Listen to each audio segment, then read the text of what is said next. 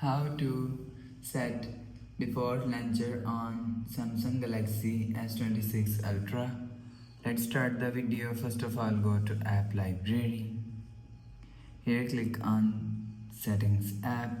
Now in Setting, scroll down and click on Apps. After click on Apps, click on Choose Default App. After click on Choose Default App and click on Home App. After click on Default Home App, you will see One UI Home and Samsung Kids, and now here showing you Nova Launcher. So you will select Nova Launcher, so click on Nova Launcher. If you want to set One UI Home, click on One UI Home. If you want to set Samsung Kids, click on Samsung Kids. After selecting, go back to home screen.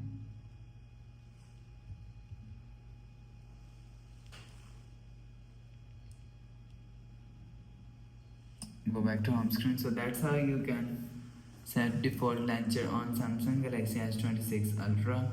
If you like the video, please subscribe. Thanks for watching.